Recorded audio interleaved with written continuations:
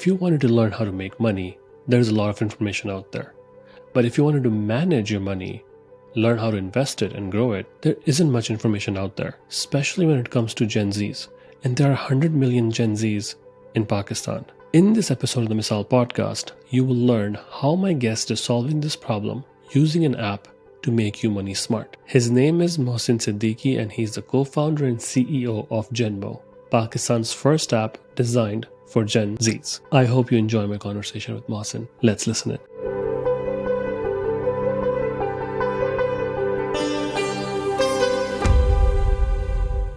Welcome to the Misal podcast, Mohsen. How are you? I'm good. Thank you so much for having me. So when I first connected with you on LinkedIn, I remember telling you that I love your branding and you guys have done a phenomenal job with the branding and I can't wait for the app to launch. Can you please go ahead and introduce yourself? Tell me a little bit about the product that you're building and why. So my name is Mohsen Siddiqui. I am one of the co-founders and CEO of GenMo. At GenMo, we're building a money app and a debit card for kids and teenagers. And the platform will offer digital financial education and financial services targeted towards kids and teenagers and millions of them out there in Pakistan. I've spent about 7 years in the investment industry, both on buy side, sell side as an investment portfolio manager, and have looked at portfolios of both individuals and institutions. And during this time, I think one of the biggest learnings I've had is the fact that there is a general lack of ability of people to be able to take self-beneficial financial decisions, right? And when you actually reflect back onto that statement, it's not a surprise because nobody really talks to you about money, whether it's at home or at school. And I want to share this incident. So when I started out in the investment industry as a stockbroker, one of my first assignments was that my employer asked me to go and give this talk at an institute of clinical psychology. This was a auditorium filled of clinical psychologists, all of them PhDs, and it was a session about investing in the stock market and personal finance and all of that. And as intimidating as it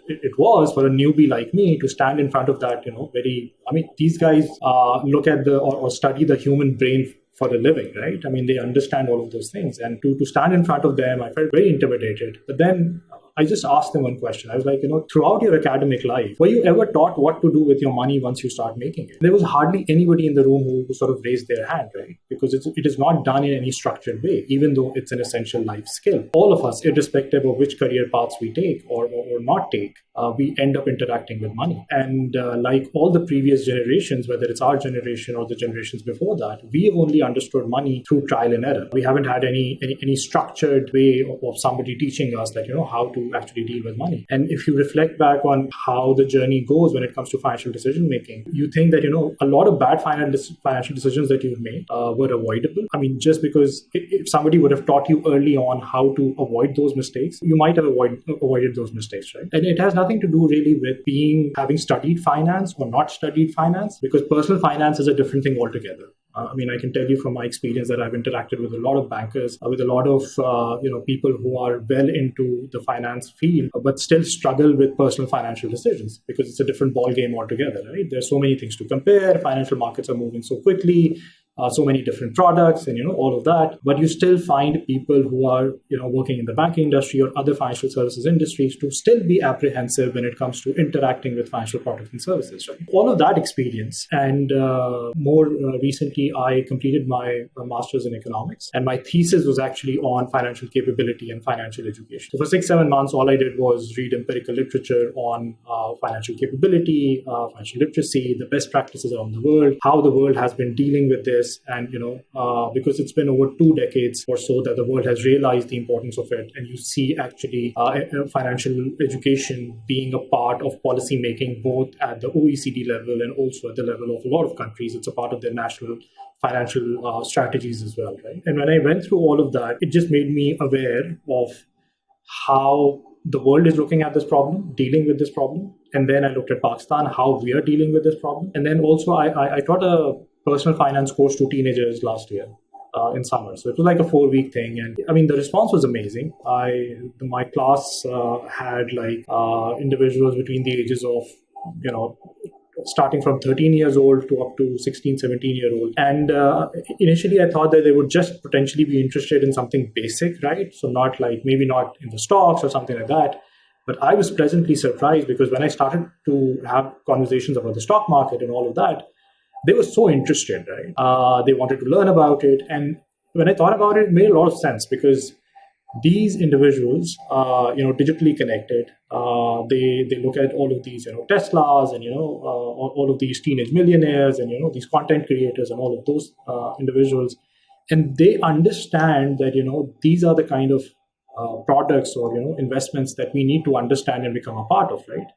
And before that, I was only interacting with their parents, right? So pitching it to millennial generations before that, to sort of uptake investments into the stock markets and all of that. And when I got to interact with these young individuals, it just it was like a light bulb moment kind of a thing. And I thought that absolutely this generation out of all the other generations is much more ready for this conversation. They need this conversation. They're interested. They need it. They're interested in it, and they're ready for it. And so all of that sort of culminated into creating GenMo. And then my co-founder Mona and myself, we've known each other for over 17 years, and throughout this time, we've had numerous conversations about, because she's a creative. She comes from a creative background, and most of her life has been spent as an entrepreneur. And especially for creative people, I mean, they don't even take up like financial courses when they're studying in universities, right? So much like people who study a finance degree, they don't even take finance courses, and they end up becoming freelancers and entrepreneurs in their respect, right? So for them to be able to understand and have that learning curve in terms of understanding personal finance and all of those things, and she went through that, and all of those years we've been talking about it.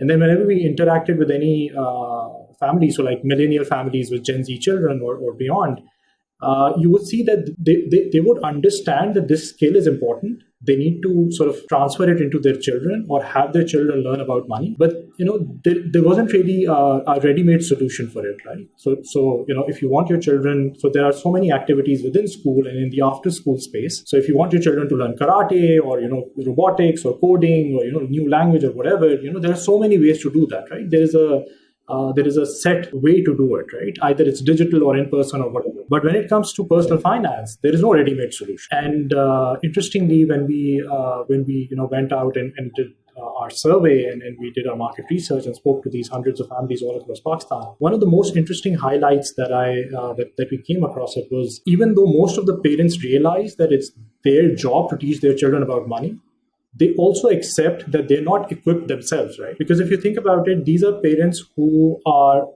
not even interacting with basic asset classes such as the stock market. So in Pakistan, only 0.13% of the population invests into the stock market, right? And stock market is an age-old asset, as long as you can remember, right? So they don't even interact with that. But now they have these Gen Z children coming up to them and asking them about NFTs, cryptos, and all of those things. And they sort of feel dumbfounded that we don't understand that, we can't answer their queries, and obviously we can't make them learn all of it. So that's the gap, I think, which absolutely GenMo is trying to fill by not just making financial education available for kids and teenagers, but also for their parents as well, right? Because at the end of the day, children are just going to live with their parents and be with them for like 24 hours a day. And whatever they're learning, whether it's in school or otherwise, they will always reflect back with their parents, asking them about those things and having those conversations. Yeah. So that's how, all of this, sort of came together. And we're so excited to sort of, moving forward with it. While reading the report that you guys put out, I'll leave a link for that in the description of the show notes and everything. While reading that report, I just couldn't stop thinking about my childhood. Basically, I was, it talks about like pocket money or like, people or kids just asking for money and getting it. I was one of those kids. I just asked for money and I got it. I came to the US when I was 19 years old, and that was the first time for me, like a shock when it came to like, doing budgeting. For example, like I would start eating out, but if I ate out, like I was out of money in a week. Those are the things like you kind of expect your parents to teach you. Of course, my parents just thought that I would learn those things. It's like, every generation kind of gets better with money. But the new generation now, like my 10-year-old, he he specifically says, like, when he's asking about money, he tells me like he needs real world money and not the Robux. So Robux is a currency which is used in Roblox, which is a multiplayer game. So he makes sure that he tells me like I want like fiat currency. Those are his words. So he knows at 10 years old like what fiat is, what cryptocurrency is, and all those things. So this generation is completely different. So can we talk a little bit more about like what exactly, how will the app work in terms of like money exchanges or like depositing money, withdrawing money, budgeting? Like, can you tell me a little bit more about that?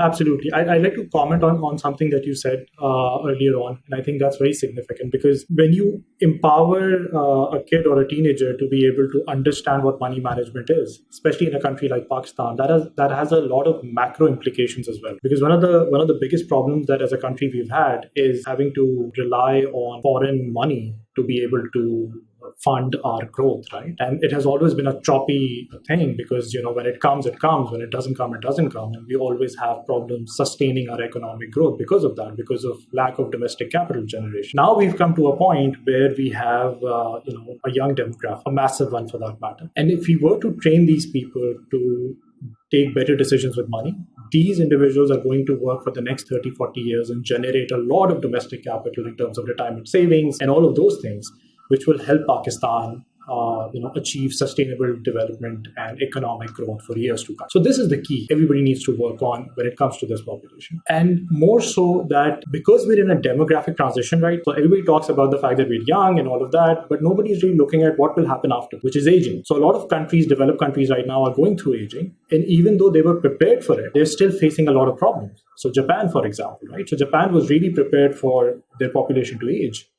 But in Japan, currently, age-old poverty is almost 30%.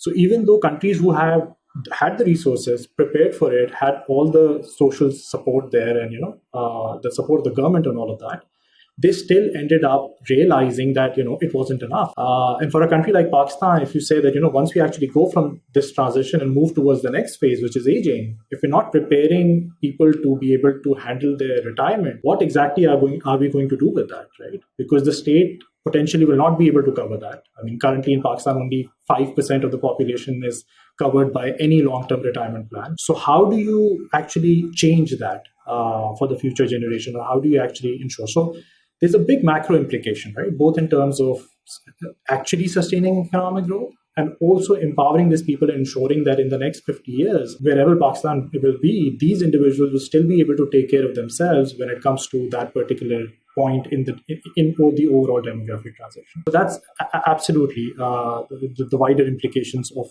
what we're trying to do in our humble effort. In terms of the platform in itself, so it's a money app with a card associated with it. We haven't disclosed a lot of information about it as yet, but we will be in the coming weeks or so. But absolutely, it'll be it'll have a shared user interface, so between the parent and the child. The parent would be able to add their children into the interface. They would be able to automate their pocket money, transfer money to them, and be able to look at how they're creating their budgets or saving goals, all of those capabilities. Children on the other end will be able to have access to that money, be able to create their own saving goals, track those saving goals, and then also get an opportunity to learn where parents can assign them different tasks, which could be reward based, or whether it's a monetary reward or a non-monetary reward. All of those features are going to be there. So providing an opportunity and giving control, because I mean the problem when you talk to families, the problem right now is that both of these individuals are actually interacting with money in isolation, right? And usually in families, money conversation is usually shielded when it comes to children, right?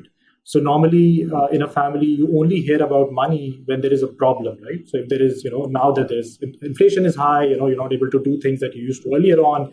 You're not able to take those vacations or upgrade your car or get a new TV or whatever that is. Now you would have those conversations and tell your children, what, we'll not be able to do this year, right? We might have to delay this. But the thing is, it shouldn't be like that, right? these conversations need to be happening even when there are good days, right? So it's to make them understand, how we are doing what we're doing and where is this money coming from. But that doesn't happen. Even though children are more open to it, they want to understand it, they want to become a part of it. But generally, we feel that, we should shield our children from this, for whatever. And also, parents, in that process, whenever parents give money to their children, they either ask about it, they don't ask about it. But if you ask any parent, right, how much money have you given to your child in the past month? Nobody can answer that. I mean, we've spoken to so many parents, because they come to you for different requests, right? I just ordered a food delivery. I just want to get some stationery. I need to go out with my friends. So you keep giving these, 1,000 rupees, 1,500 rupees, 500 rupees, 100 rupees, whatever. But you can't really keep track of that. Nobody knows how much money you've given to your child, right? And when the next time the child comes and asks for money, there's another awkward conversation, right? So what happened to the last 1,000 rupees that I gave, right? Even the child doesn't know because he's not even keeping track of where they're spending money, right? So these silos are not really benefiting anyone. So somebody has to really break that ice and give them a platform, a digital platform, where they could potentially, so parents would potentially have or essentially have the ability to not do that helicopter parenting, have the visibility and transparency of where the money is going when it comes to their children. And children will get an opportunity to sort of take control and be able to decide, okay, this is the money that I have. This is how I'm going to budget it. This is how I'm going to create my saving goals. And then saving goals is like another thing, right? Because the way children are saving right now is pretty much how they did, 40 years ago, right? Which is just either with a money jar or a gullak or, somewhere in their cupboard or something like that. And it just, to me, it's just criminal because, this is the digital generation. I mean, they find everything, all solutions available digitally to them. How can you possibly give them a gullak to save money, right? They don't know how much money is in there. They can't keep a track of it. If they have to break it, they have to buy a new gullak. It's just, there are so many problems with that, right? Which is why a lot of children don't save money because they're like, we saved money, we put it in a gullak. There was one experience of this child, he saved for almost 2 years and saved in a money jar in his cupboard. And then some construction work was going on or renovation work was going on in his house. And that jar got stolen. So for that child, that 2 years of savings for whatever he was saving for was just gone, right? And there was no visibility. He did not even remember how much money there was. And he has not saved since then, right?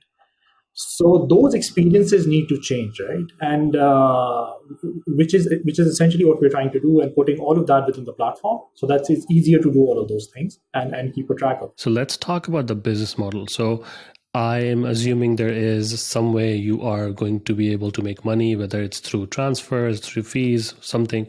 So where exactly are you going in terms of like what the business model look like? Yes. So essentially in terms of the business model, yes, because there will be transactions. So transactional revenue is absolutely a part of that. And any other services that we enable through the platform. So whether it's, digital financial education, or the ability to sort of keep a track of finances would have, in-app fee associated with it. Starting out, obviously, we'd want to, because it will be a family experience and we want it like that. So whatever cost there will be for the family, it will be for the whole family. So irrespective whether your family is 5 people, 6 people, 7 people, whatever, that cost will be for the whole family, so for both the parents and the children together, right? So which gives an opportunity to the whole family in itself, because usually, it's the father taking care of things or the mother taking care of things in terms of, when it comes to giving money to their children or whatever. But there isn't a holistic view or one platform where all of those people could be present and have a view of what exactly is happening, right? But GenMo will provide that opportunity, so you could have a co-parent in.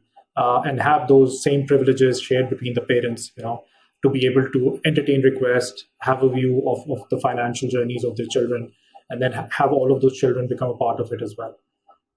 So yeah, as a family experience, so for that family experience, that would potentially become, how GenMo will create revenue sources for itself. So you mentioned that you have a finance background and your co-founder has a more like artistic, a creative background.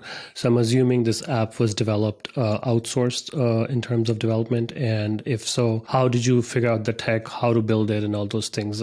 Can you shed some light on that? Absolutely. So, so between Mona and myself, so we have, because Mona has a creative background, and she's amazing with that. And she also has an entrepreneurial background as well. She's successfully set up and ran her own business for like 5 years, and then she sold it off right before COVID started. It was in the services industry. And then I have my own background in the investment industry. So, and obviously, when you start something out together, you are wearing a lot of hats. You're doing a lot of things. So in terms of the product, much of its user interface, user experience, and its design of the product that has been that has been led by Mona and myself as well. So both of us have made what it looks like. And in terms of obviously the back end development of it and the technical side of it, we have a team in place that is now looking into it and building the platform and all of that in terms of the back end technicalities of it. But we've been really fortunate. We have some amazing advisors with us, some amazing mentors who understand the space and who understand product building really well. We've been really fortunate that way to be able to leverage on their expertise and be able to build this out, which is really helping. And that's how we're sort of building it up. While working on the product, and you have been on it for quite some time, I'm pretty sure you faced some challenges. So what were some of the challenges that you faced, and how did you figure out how to solve those problems? Great question. So when we started out, one of the things that we did early on was the market research, right? So sort of connecting with the end potential users from day one, and we've been talking to them, and we surrounded ourselves with our potential users, even in terms of our team, and we started this first teen internship program, and all of that. So we're surrounded by our potential users from day one. And that has really helped us in understanding, because obviously we understood the importance of this. We understood that, yes, this needs to be built.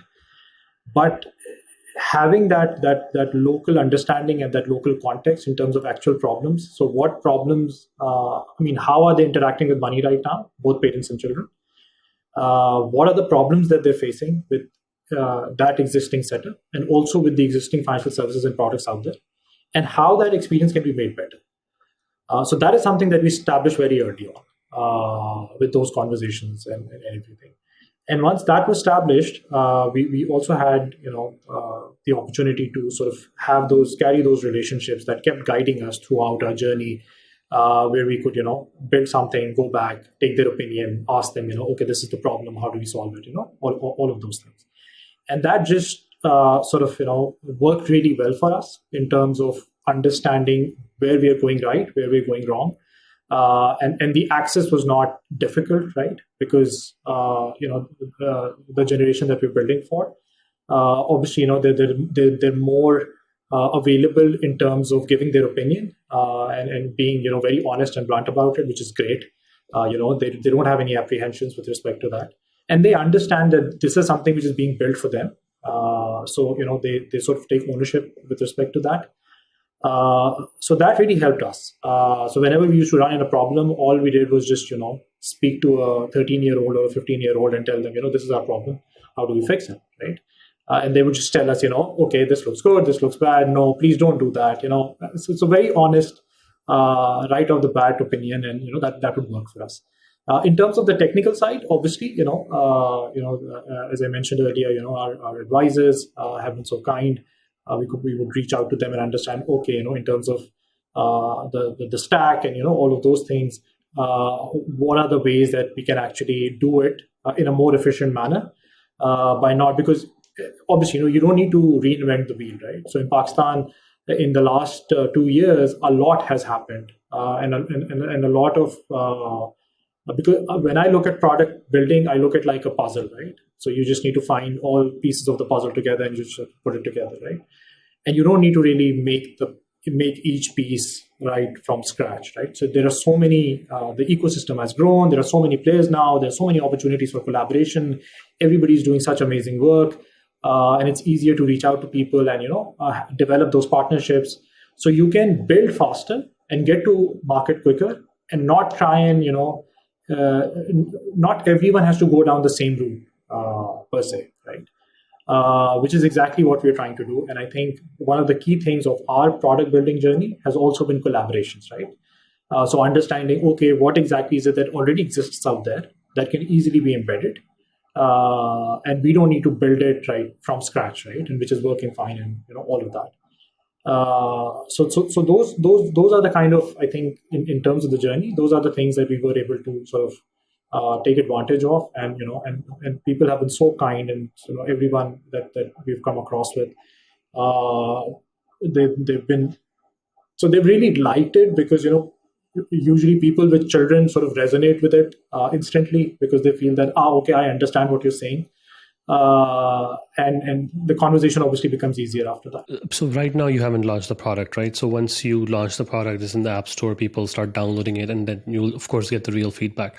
So where do you see yourself going with this in like 5 years? Or if I could ask, what is your North Star metric in terms of where do you see yourself positioning in like 5 to 10 years? Yes. So in terms of the app in itself, so right now we have a pre-registration app available on the Play Store. So we were just testing it out. There's an opportunity for individuals to go on the Play Store and download the application, and be able to make referrals through it. So it's a referral platform as of now, and you can earn more coins, which is the virtual currency within the platform. That will be exchangeable when we launch. So you can, every time you refer a friend or family using your unique referral code, when they successfully sign up, both of you get like 100 more coins. So there has been a lot of growth in terms of that as well. So that referral app is available on the Play Store right now. And as we build the first feature set out, it will just become a part of that. Within that application, it will just get expanded that way. But yeah, in the next 5 years, I mean, the objective really is, because the bigger picture really is to create more access towards financial literacy and inclusion for these kids and teenagers, right? That's the bigger objective, and that is what we're trying to work towards. Genmo as a platform definitely is a big part of it, but Genmo is not just about making this app and providing financial services or financial education through that. It's about the community as well, that we're trying to build with respect to Genmo, because um, this particular generation is all about community, right? And for them, they resonate with peers, they resonate with their friends, and so that community is very essential. And the learning aspect of the platform works really well when a community is involved, right? And I think we have, so far we've been able to, sort of build a really amazing community so far as well. So right now we have over 1,000 plus ambassadors in 50 plus cities and 180 plus educational institutions and campuses across Pakistan. So right from Hassan Abdal to anywhere in school in Karachi, we have people, ambassadors who are excited about Genmo. They resonate with what financial literacy they need to learn about it, and all of that.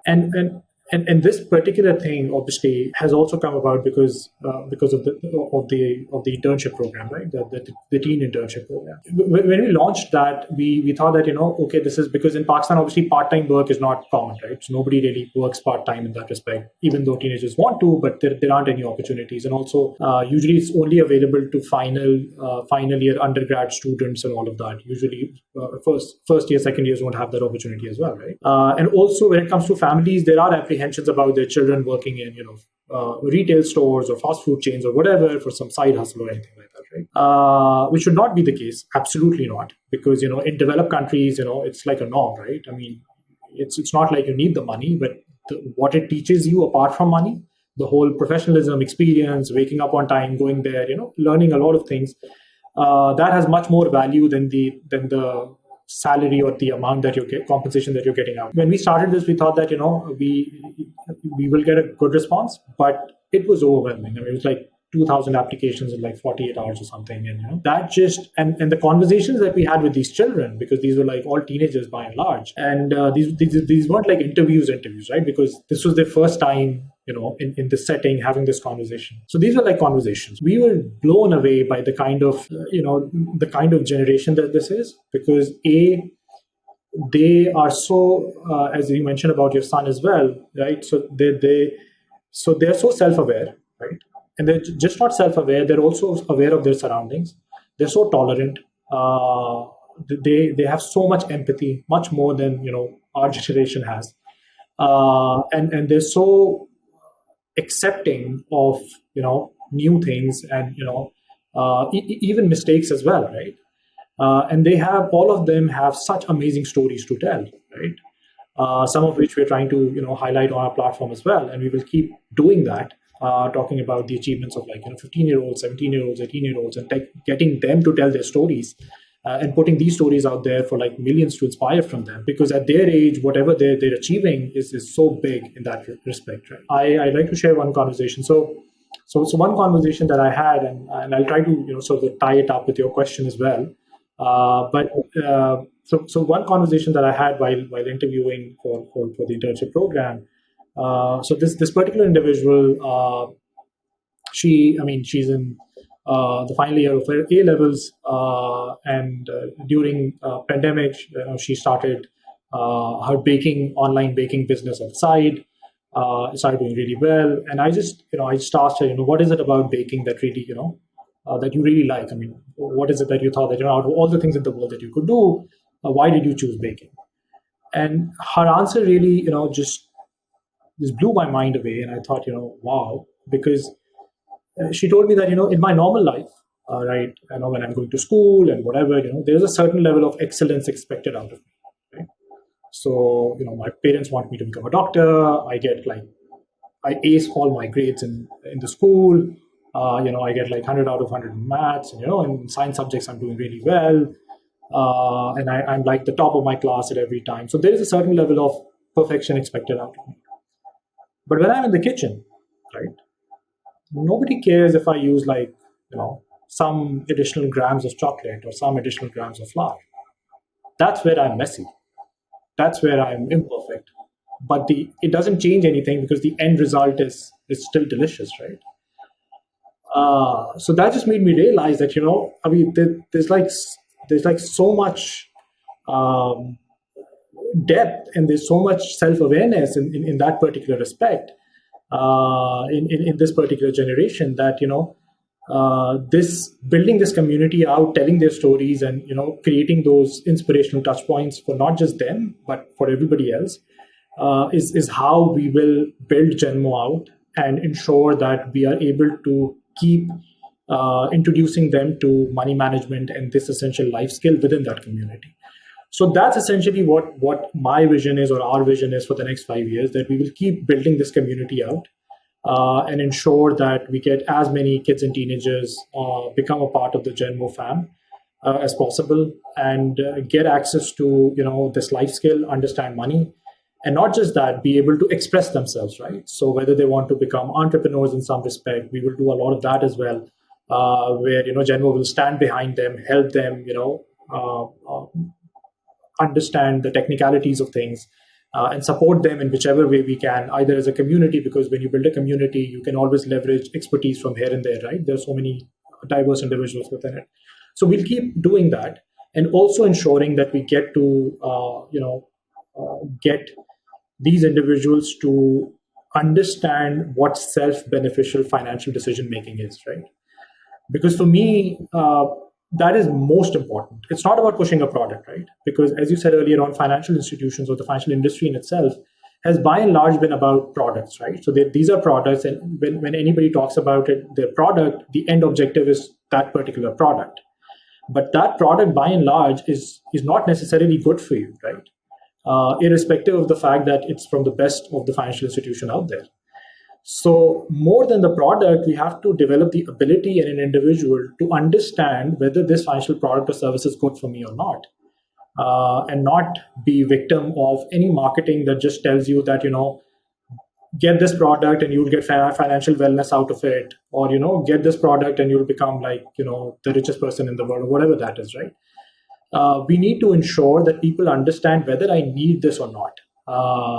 And once they have that ability, you know, the product will sell itself. But ensuring that people are able to make those decisions for their own benefit is what we want to achieve in the next 5 years. And I think if we keep doing that, people will keep resonating with GenMo. GenMo will keep on growing. And as a start, because at the end of the day, GenMo is, will become a part of these individuals' lives very early on, become their first introductions to money, and then sort of continue to be with them for the rest of their lives. And it's not just about providing them financial services, but also financial education, which includes just-in-time financial education as well, right? So at some point, these individuals will go on to take out their first personal loan, their first auto loan, they'll make their first credit card, they'll, take out a house loan.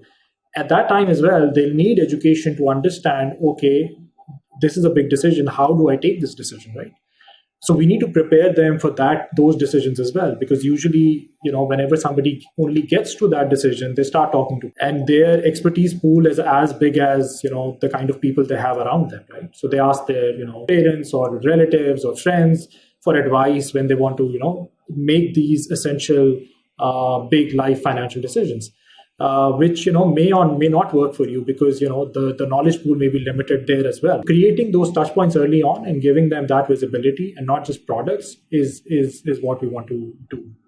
Absolutely, yeah. That sounds wonderful. I mean, that's like quite a few ambitious goals, as well as like a really grand mission. You have been like a wealth of information. I learned so much from you just by like talking to you and listening to you describe the experiences of Gen Zs. So thank you for being on the Misal podcast. It was a pleasure hosting you. Same as thank you so much. I've always been an avid listener of your podcast. I think you're amazing. It's an absolute honor to be able to share GenMo's journey on the Misal podcast, and all the best to you, and hope to sort of keep interacting in the future. Definitely. Yeah. Thank you so much for the kind words, and definitely I will keep in touch. Thanks for listening to the Misal podcast. I hope you enjoyed the podcast and will thank me by writing a review or sharing it on social media. Make sure you follow and subscribe so you don't miss the next episode. Thanks again. See you soon.